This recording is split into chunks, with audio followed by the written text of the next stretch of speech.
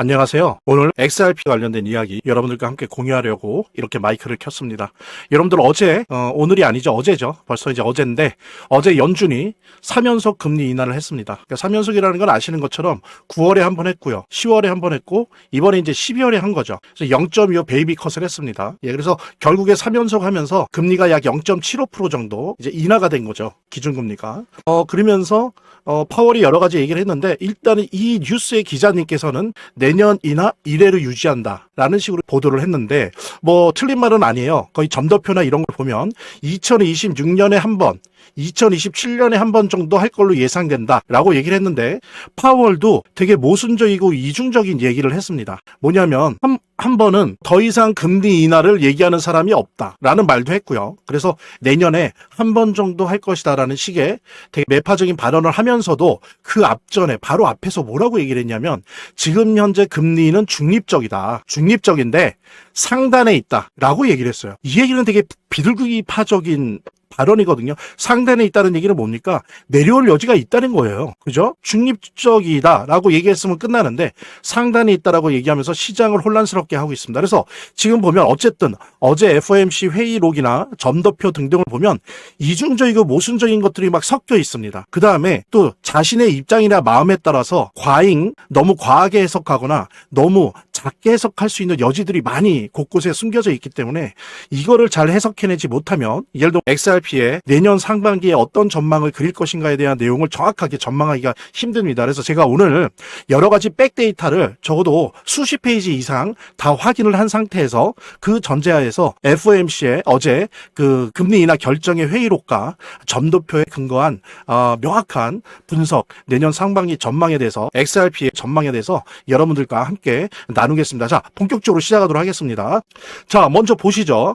0.25 인하를 했습니다. 3회. 이거는 좋은 거예요. 근데 중요한 거는 이걸로 끝나는 게 아니라 사실 이거는 시장에 이미 반영이 돼 있습니다. 요즘 그래도 10월, 11월 정말 억하는 소리가 나오고 정말 피눈물이 나올 정도로 시장이 안 좋았죠. 조종장이었죠. 근데 요즘 그래도 한 2번 눌리면 하루 괜찮고 아니면 이틀 괜찮으면 하루 눌리고 그래도 어느 정도 좀 분위기가 선선한 바람이 불어오고 있습니다. 가을 바람이. 자, 그랬을 때 이렇게 된 이유 여러 가지가 있는데 그 중에 하나는 뭐냐면 12월에 FOMC가 금리 인하를 할 거다라고 하는 것이 사전에 반영된 겁니다. 이미 이건 끝난 문제예요. 끝난 문제고 이제 남는 문제는 뭐냐면은 향후에 내년에 어떻게 될 거냐는 겁니다. 2026년에. 자, 1월, 3월, 5월에 있습니다. FOMC가. 이게 어떻게 될 거냐라고 했을 때 지금 JP 모건은 이러면 투자은행 중에서 IB 중에서 가장 보수적이라고 하는 JP는 12월에도 금리 인하가 없을 거다라는 입장에 있다가 그거를 바꾸면서 뭐라 그랬냐면은 12월 포함해서 1월, 3월까지는 금리 인하가 있을 것이다라고 예상을 했어요. 그 다음에 이어서 시티은행, 그러니까 이렇게 시장이 좀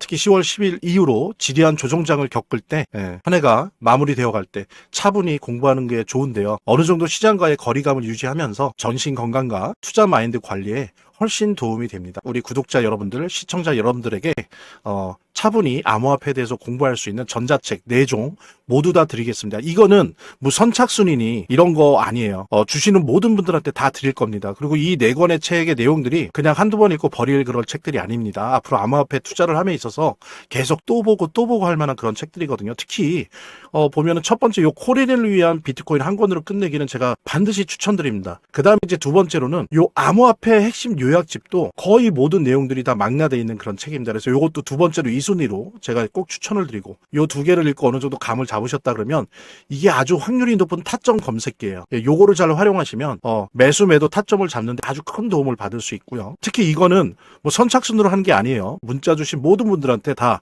구글 링크로 드릴 겁니다. 구글 링크로 다 드릴 거니까 한 분도 빠짐없이 꼭 요거 신청해 주시기 바라고요. 그 다음에 요 핸드폰 문자 보내실 때 핸드폰으로 직접 보내시든 아니면 빨리 클릭 몇 번으로 보내는 걸로 보내시든 아니면은 여기 댓글 고정 댓글에 있는 그 구글 링크로 이렇게 설문지식으로 보내시든지 간에 가능하시다면 이 문자 옆에다가 가운데 번호, 핸드폰의 가운데 번호를 보내주시면 더 좋을 것 같아요. 왜냐면 저희들 시스템이 지금 약간 좀 문제가 있어서 가끔 요 가운데 번호가 안 나오는 상태로 옵니다. 그럼 저희들이 뭘 보내줄 수가 없어요. 그래서 가능하시다면 문자 옆에다 좀 귀찮아도 선생님들의 시청자 여러분들의 가운데 핸드폰 번호를 적어주시면 100% 모든 분들에게 요 4개 전자책을 구글 링크로 꼭 보내드릴 테니까요. 한번 꼭 받아보시길 바라고 영상 시청하신 분들 한 분도 빠짐없이 꼭 문자 보내주시길 바라고요. 시티은행에 있는 시티그룹 같은 경우에도 뭐라고 예상을 했냐면 12월 할 거고 그 다음에 내년 1월, 3월까지는 최소한 금리 인하를 연속으로 할 거다라고 얘기를 했습니다. 근데 이에 대해서 예를 들어 SC은행, 스탠다드 차타드 은행 같은 경우에는 12월은 하겠지만 1월, 3월을 할지 알 수 없다. 라고 얘기를 했어요. 안 할 수도 있다. 근데 알 수 없다라고 얘기를 했어요. 예. 그리고 또 다른 월가의 또 다른 트레이더들 모임에서 그러니까 여론조사를 했는데 일부 사람들이 1월은 안 할지 몰라도 3월, 5월은 할 것이다. 라는 또 의견이 나서 여러 가지 의견이 있는데 중요한 건 뭐냐면 대다수는 내년에 할 거라는 겁니다. 언제? 1월, 3월, 5월 중에 최소한 2번은 할 거다. 라는 얘기가 나오고 있어요. 그런데 또 중요한 건 더 중요한 게 뭡니까? 연준 신임 의장을 뽑죠. 1월에 이제 임명을 할 거예요. 근데 지금 가장 유력한 게 누구예요? 케빈 메시지예요. 이 사람은 완전히 초비둘기파죠. 그래서 이 사람은 어떤 입장을 갖고 있냐면은 이자는 기준이 금리는 2%면 족하다. 2%대면. 국가가 너무 올려놓으면 안 된다. 이거는 빨갱이다. 사회주의적인 정책이다. 국가가 너무 개입하면 안 된다. 그냥 내버려둬야 된다. 2% 정도로. 라고 하는 생각을 가지고 있어서 2026년 하반기에는 자기가 연준 의장이 된다면 2%대를 유지하게 하겠다라고 얘기한 사람이에요. 근데 이 사람이 연준 의장이 되는데 비연준 이사 출신이기 때문에 일단 1월에 임명을 받고 2월에 연준 이사로 들어와서 일을 하다가 7월에 연준 이제 의장으로서 일을 하게 될 겁니다. 이 사람이 결합하기 때문에 이사 중에 한 명이 이 사람과 함께 뭐 여러분 스티브 마린이나 이런 비둘기파 들이 더 힘이 세지기 때문에 한편으로는 이 금리 인하 전망이 적어도 1, 3, 5월 중에 최소 2번 내지 3번 다 할 것이다라고 하는 거에 더 무게가 실리는 건 사실입니다. 이거는 우리 XRP의 입장에서는 되게 전망이 좋은 거죠. 예, 이렇게 계속 금리 인하가 된다면 어떻습니까? 예를 들면 이 3번 중에 2번만 돼도 총 얼마가 이자가 완화되는 겁니까? 9월부터 시작하면 5번이니까 어때요? 1.25%. 자, 이러면 MMF에 지금 제가 말을 많이 했는데 이거를 8조 달러가 지금 묶여 있어요. 대기 중인데 1.25달러 내려오면 적어도 이 MMF 8조 달러 자금 중에 적어도 한 30%는 뛰쳐나옵니다. 왜? 이자가 떨어지니까. 이거를 상쇄하기 위해서 위험자산 쪽으로 넘어간다고요. 근데 다 넘어가진 않아요. 한 보통 매년 역사적 통계를 보면 한 30%가 넘어갑니다. 그럼 30%만 해도 얼마입니까? 2.4조예요. 엄청난 유동성이 위험자산 시장에, 즉 우리 암호화폐 시장과 주식시장에 넘어오는 겁니다. 그렇기 때문에 금리 인하는 뭐 다른 영역, 뭐 은행에서 대출을 많이 해줘서 달러가 풀려진다든지, 그래서 달러가 약해지기 때문에 채권이 인기가 없어져서 채권에 들어간 자금들이 위험자산 쪽으로 암호화폐와 그다음에 주식시장으로 넘어온다. 이런 여러 가지 통로를 통해서 금리 인하하는 거는 우리 암호화폐 시장에 좋은데, 특히 지금은 MMF 시장에 워낙 많은 돈이 대기 중이기 때문에 여기를 건드리게 되는 뇌관이다, 금리 인하. 그래서 이 금리 인하 1, 3, 5월 중에 최소 2번, 3번 하는 게 되게 중요한 건데, 지금 보면 케빈 메셋이 유력하고 그다음에 주요한 투자은행들의 전망을 볼 때 최소 2번 내지 3번 할 가능성이 매우 높다라고 하는 부분. 그래서 우리 XRP의 내년 상반기에 정말 암호화폐 불장, 우리 XRP의 불장을 맞을 확률이 대단히 높다라고 하는 것을 다시 한번 확인할 수 있는데, 단 조심해야 될 게 있습니다. 그건 뭐냐면 관세예요, 관세. 만약에 대법원에서 관세에 대해서 위헌 판정을 내리면 이 금리 인하 이 순서가 뒤로 밀릴 거예요. 그게 여름이 됐건 내년 가을, 겨울이 됐건 밀릴 겁니다. 그럼 몇 달 뒤로 밀려지는 거예요. 요 변수가 있다. 근데 이러면 JP모건이나 시티은행들이 이걸 모를까요? 알긴 아는데 이게 위헌이 되더라도 트럼프 행정부는 여기에 대한 답을 가지고 있다라고 보는 거예요, 이 사람들은. 근데 어쨌든 저는 객관적으로 공정하게 봤을 때 분명히 요 위험 요소가 있긴 한데, 확률적으로 보면 요것이 된다 해도 여기에 대한 대안이 있기 때문에 이렇게 계속 연속적인 금리 인하가 가능할 것이고, 암호화폐 불장에 기름을 불, 그래서 우리 XRP에 폭등을 일으킬 수 있는 그런 계기가 만들어질 수 있다는 부분 정리할 수 있고요. 그 다음에 더 중요한 게 하나 있습니다. 요 부분에 대해서 많은 학자들이나 전문가들이 이상한 이견들을 막 내는데, 제가 오늘 정확하게 정리를 할게요. 그게 뭐냐면 죄송합니다. RMP예요, RMP. 이 RMP를 연준이 이제 곧 풀거든요. 이게 뭐냐면은 단기 채권이에요. 1년 이내. 1년 이내의 단기 채권입니다. 그러니까 연준이 1년 이내 단기 채권을 계속 산다는 거예요. 그래서 매달 한 400억 불 정도 산대요. 그래서 이거를 일단 이번 달에 사기 시작했어요. 이미 사기 시작하는데 12월부터 400억 달러 규모로. 근데 이제 이게 1월도 2월도 3월도 살 겁니다. 왜냐하면 4월에 세금 내는 달이거든요. 이 전까지는 은행에 지급준비금을 채워줘야 돼요. 지금 유동성이 말라서 시중은행들이 지급준비금이 다 비어 있어요. 그러니까 거기를 채워줘야 된단 말이에요. 예, 채워줘야 되기 때문에 지금 계속 최소한 400억 불에서 600억 불을 매달 지금 RMP 단기 채권으로 풀 겁니다. 근데 이거를 해석하는데 두 가지 입장이 있어요. 하나는 뭐냐면 이거는 QE가 아니다. 양적 완화가 아니다라고 주장하는 전문가들이 있고, 하나는 이거는 뭐 저도 그런 표현을 빌어 쓰기도 했는데 스텔스 QE다. 즉 아닌 척하면서 실제로는 QE다. 즉 양적 완화다. 라고 얘기하는 두 축으로 갈려서 논쟁 중입니다. 저는 정확히 얘기할게요. 요 차원으로 얘기한다면 이거는 QE가 아닙니다. 이거는 양적 완화가 아니에요. 이거는 그냥 은행에, 시중은행에 비어있는 지급준비금 그 깡통 지갑을 채워주는 기술적인 보충물이지 경기부양책이 아니에요. 양적 완화가 아니에요. 이거는 정확하게 짚고 넘어가야 됩니다. 근데 자꾸 일부 기자나 일부 경제학자들 전문가들 보면은 RMP를 마치 이게 양적 완화인 것처럼 QE인 것처럼 얘기를 하거나 혹은 스텔스 QE라고 자꾸 표현한단 말이에요. 근데 그 바램은 알겠으나 이거는 냉정하게 평가해야 된다. QE가 아니다.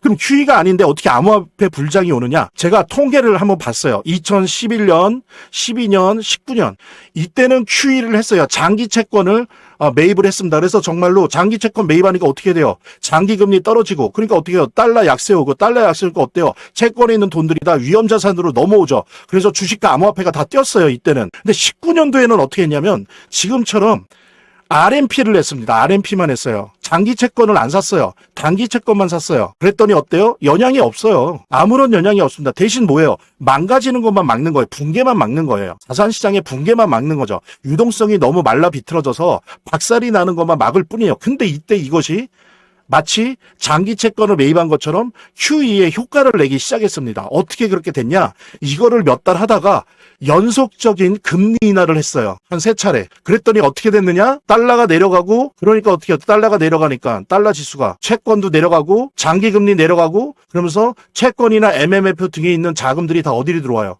위험자산 주식과 암호화폐에 들어왔습니다. 즉 뭐냐면 RMP 자체는 QE가 아니다. 근데 뭐가 플러스 돼야 된다? 연속적인 금리 인하.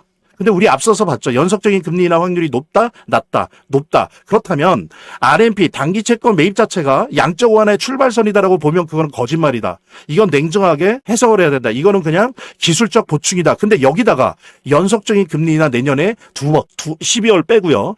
1월, 3월, 5월에 최소 2번 내지 3번 계속 간다면 이 RMP가 뭐가 된다? QE가 돼버리는 거예요. 둔갑을 하는 거예요. 그래서 달러 떨어질 것이고, 그죠?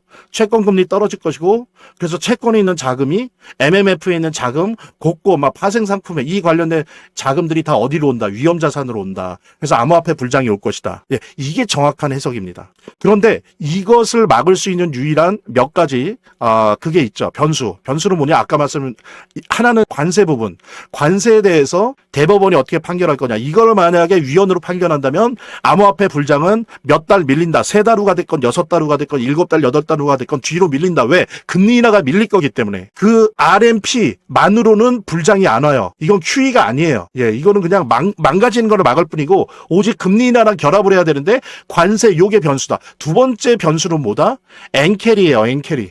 지금 12월에 일본은행이 금리 인상을 하려고 합니다. 이렇게 됐을 때, 금리 인상을 했을 때 얼마나 많은 엔화 자금이 빠져나가느냐. 그 규모나 속도나 기간이 어떻게 될 것이냐가 사실 변수예요. 그런데 이제 전문가들은 이게 한 달 정도, 이전에 보면 작년 4월, 8월에도 그랬고 예전에도 보면 한 달 정도 딜레이 시키는 영향력은 있어도 오래가지 못한다. 이런 두 가지 변수는 있지만 지금 예상할 때 금리 인하 연속으로 내년 상반기에 한다? 그 다음에 이 금리 인하가 있다는 전제하에서 양적 완화는 아니지만 RMP가 양적 완화로 전환한다. 그래서 암호화폐 불장이 내년 상반기에 올 가능성이 매우 높다. 그랬을 때 XRP의 최소한 예전의 전고점 정도는 충분히 돌파할 가능성이 매우 높다. 그런데 0을 하나 있느냐 없느냐는 요 RMP와 금리 인하의 숫자, 정말 만약에 케빈 매셋의 말대로 2026년 하반기까지 2%대로 이자를 만들 만큼 계속적으로 금리 인하를 한다면 0을 하나 결합할 수 있다. 하지만 상반기에 1, 2, 1, 3, 5월 정도 하고 그냥 RMP 좀 진행하다가 중단하고 이러면 전고점 정도는 돌파하겠지만 그 이상은 힘들 수도 있다. 요거는 이제 조건부예요. 이런 사항들은 저와 여러분들이 계속 보면서 모니터링을 하고 계속 이렇게 영상을 통해서 글을 통해서 만나면서 이런 부분 같이 공유하면 좋을 것 같습니다. 오늘 제가 급하게 연준의 어제 결정에 대한 정확한 관점과 분석, 어떤 분석의 내용들 여러분들과 함께 했고요. 자, 점점점 다가오고 있습니다. XRP 여러분들 제가 항상 말씀드린 것처럼 지금은 어느 때보다도 만약에 여유가 있다면 시장에서 사시고요. 아주 쌉니다. 시장에서도 더 구매하셔도 좋을 그런 타이밍이다. 내년에 암호화폐 불장이 올 확률이 높다라는 거 여러분들과 함께 공유하면서 며칠 전에 12월 연준 FOMC가 있었죠. 몇 가지 전제 조건이 필요하지만 긍정적인 사인도 있었습니다. 하지만 일단은 시장에 본격적인 유동성이 들어오려면 좀 시간이 필요합니다. 그러니까 이렇게 시장이 좀 특히 10월 10일 이후로 지리한 조정장을 겪을 때 한 해가 마무리되어 갈 때 차분히 공부하는 게 좋은데요. 어느 정도 시장과의 거리감을 유지하면서 전신 건강과 투자 마인드 관리에 훨씬 도움이 됩니다. 이런 독서들이.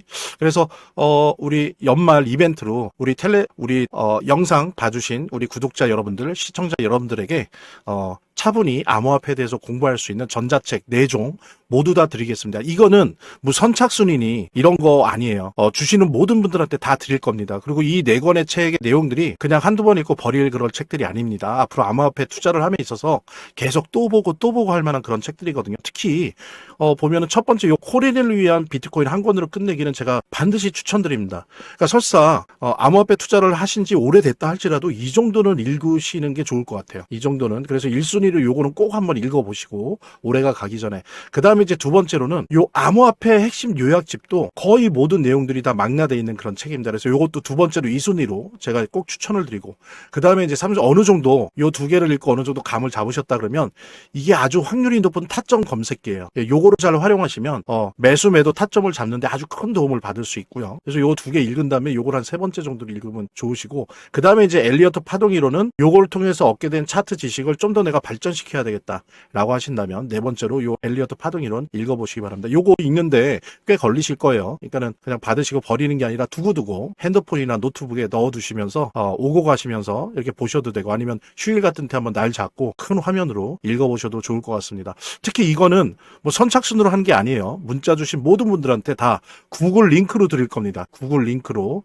다 드릴 거니까 한 분도 빠짐없이 꼭 요거 신청해 주시기 바라고요. 그 다음에 요 핸드폰 문자 보내실 때 핸드폰으로 직접 보내시든 아니면 빨리 클릭 몇 번으로 보내는 걸로 보내시든 아니면은 여기 댓글 고정 댓글에 있는 그 구글 링크로 이렇게 설문지식으로 보내시든지 간에 가능하시다면 이 문자 옆에다가 가운데 번호, 핸드폰의 가운데 번호를 보내주시면 더 좋을 것 같아요. 왜냐면 저희들 시스템이 지금 약간 좀 문제가 있어서 가끔 요 가운데 번호가 안 나오는 상태로 옵니다. 그럼 저희들이 뭘 보내줄 수가 없어요. 연락을 드릴 수도 없고. 그래서 가능하시다면 문자 옆에다 좀 귀찮아도 선생님들의 시청자 여러분들의 가운데 핸드폰 번호를 적어주시면 100% 모든 분들에게 요 4개 전자책을 구글 링크로 꼭 보내드릴 테니까요. 한번 꼭 받아보시길 바라고 영상 시청하신 분들 한 분도 빠짐없이 꼭 문자 보내주시길 바라고요. 그래서 이걸 가지고 좀 더 보람찬 연말과 신년 우리 모두 같이 맞이했으면 좋겠습니다. 다음 시간에 또 뵙도록 하겠습니다. 감사합니다.